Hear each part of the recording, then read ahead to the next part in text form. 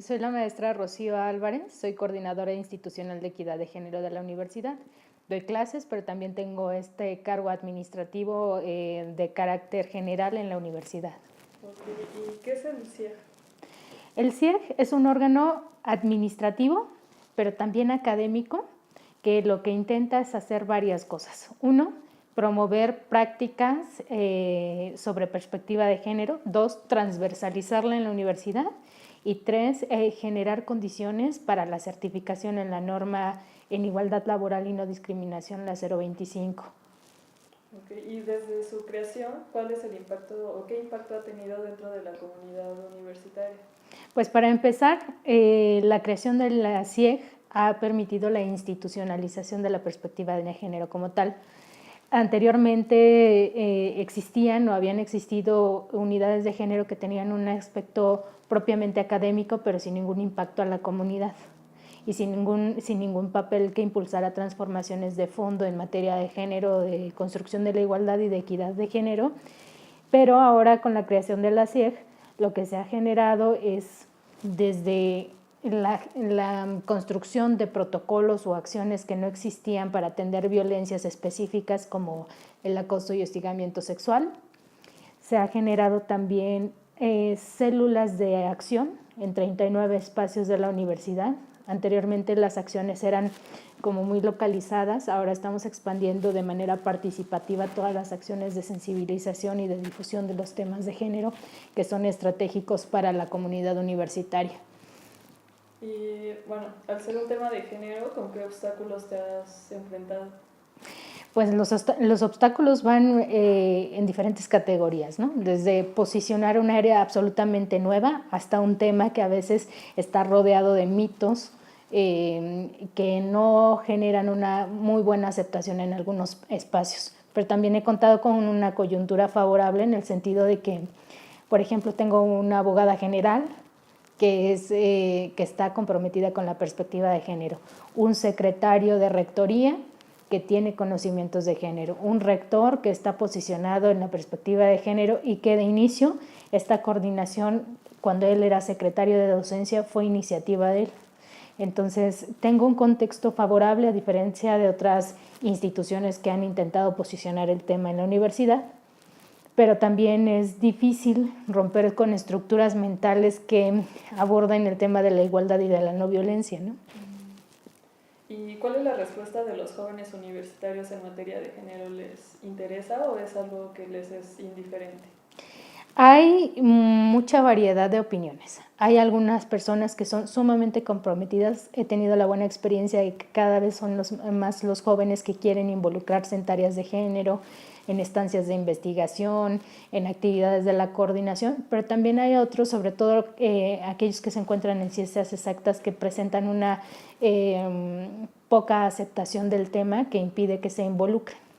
Pero eso implica hacer más trabajo de concientización y de sensibilización respecto a esas áreas o esos sectores que presentan una resistencia dentro de la universidad.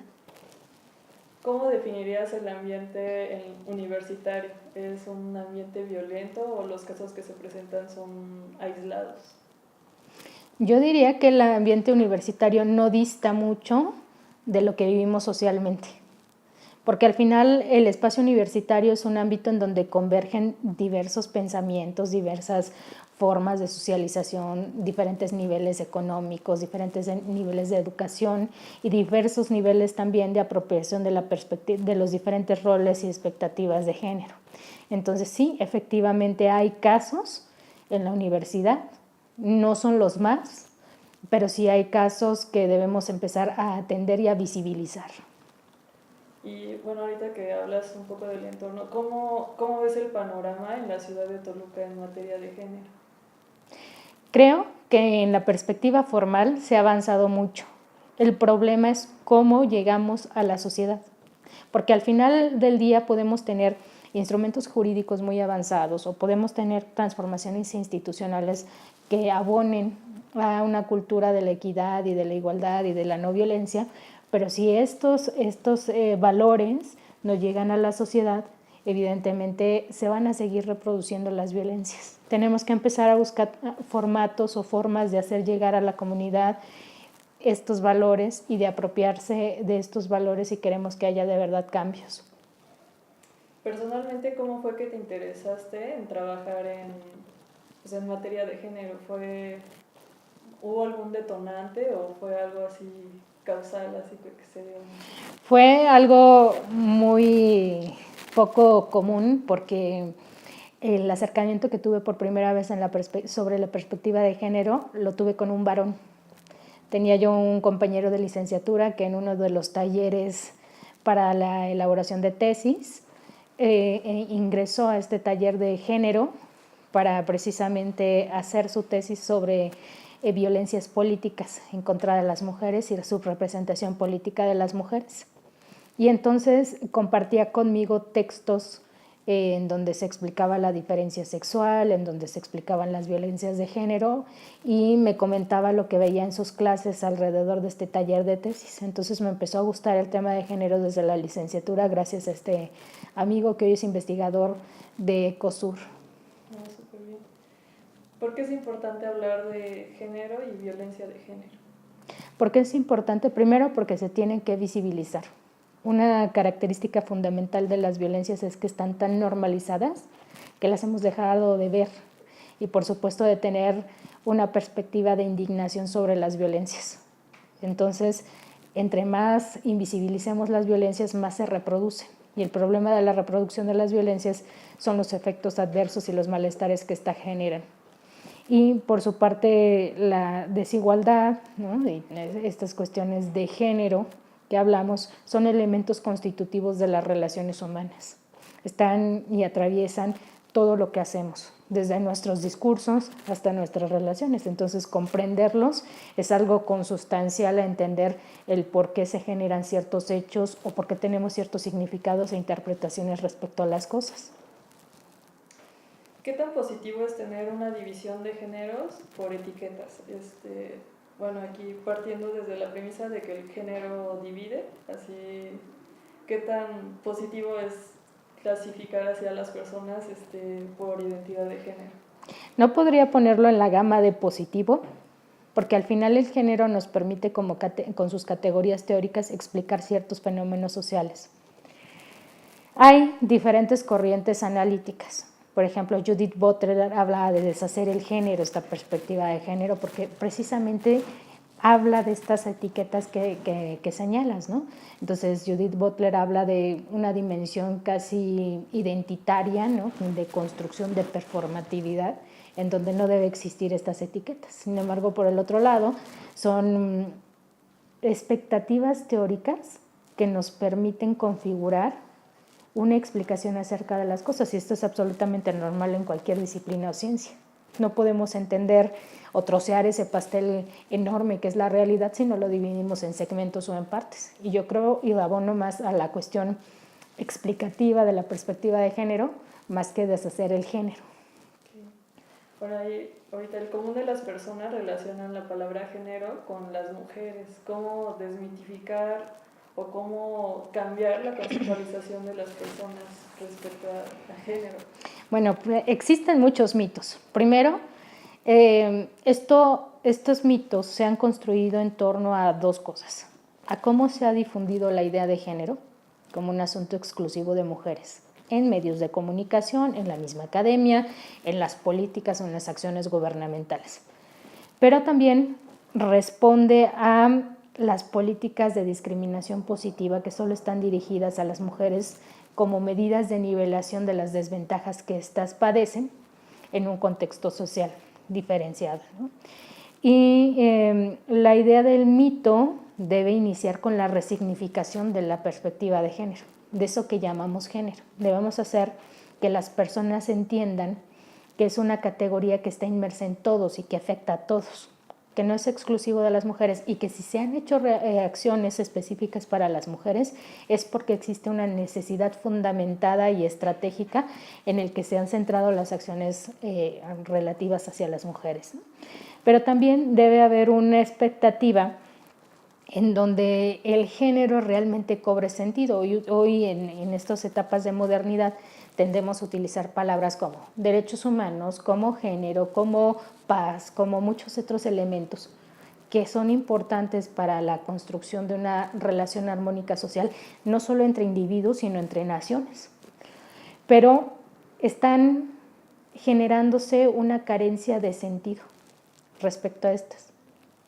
Hablamos de género porque es lo políticamente correcto, decimos derechos humanos porque es lo políticamente correcto. Conocemos o generamos ciertas percepciones sociales respecto a estas que son fundamentadas en prenociones. Medio sé qué es el género y establezco una serie de prejuicios o de discursos en torno a eso que creo que es el género, y esto produce una comprensión relativista de lo que es el fondo de la perspectiva de género, ¿no? Ese es otro factor que construye esta clase de mitos. Entonces, desmitificar la perspectiva de género es de entrada plantear estos mitos que están en torno a esta perspectiva y que le restan o que le generan una perspectiva nihilista de lo que realmente implica, y que además la mantiene en un abstracto, ¿no? No en una cuestión que genera práctica, sino que lo mantiene en un abstracto y no en algo concreto, en algo que puede llevar a acciones o que puede generar transformaciones.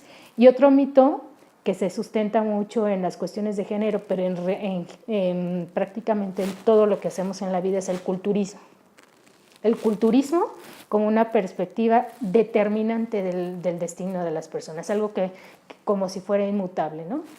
Y tal pareciera que, a pesar de que está este contrasentido de la perspectiva de género que aborda una acción práctica para cambiar la realidad, por el otro lado está el peso avasallante de la cultura que no permite ningún cambio o de un cambio inmediato visible, ¿no? Pero aquí entra la perspectiva de la racionalidad del ser humano, ¿no?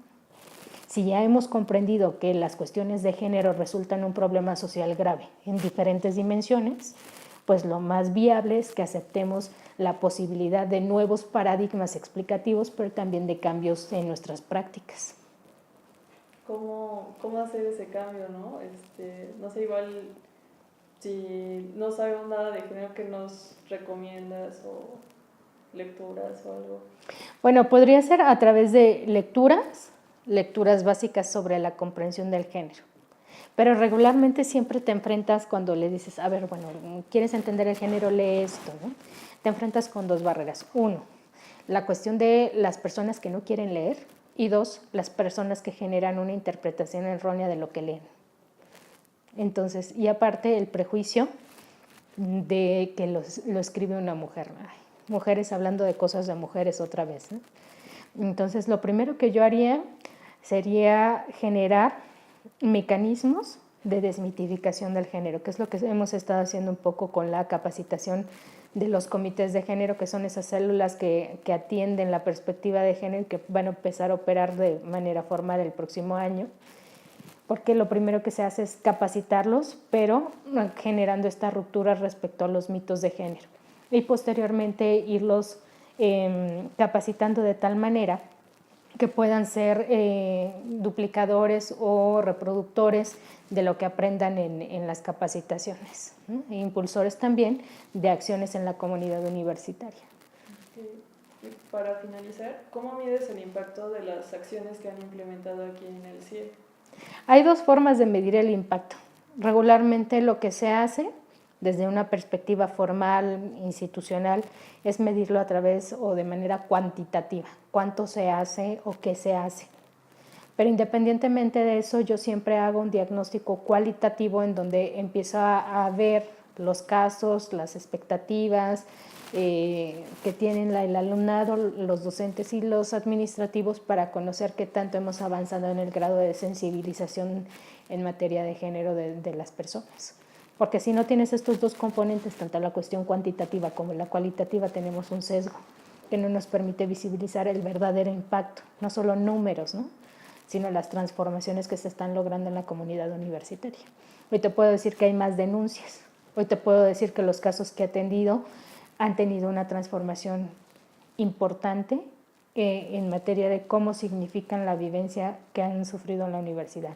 O por lo general te das cuenta de los cambios que tienen, por ejemplo, profesores que no tenían ni idea de qué era la perspectiva de género, pero que con la capacitación y con los formatos que hemos utilizado para poder generar un proceso de interiorización de los temas, ves el cambio, el uso del lenguaje, la apropiación de ciertos conceptos en los y las profesoras que forman parte de estas capacitaciones. Entonces, eso es un avance importante porque entonces ya empiezan a mirar y a significar y a nombrar a partir de las categorías de la perspectiva de género de manera convencida y empiezan a entender que es un tema importante dentro de la comunidad universitaria porque las capacitaciones las hacemos de manera vivencial.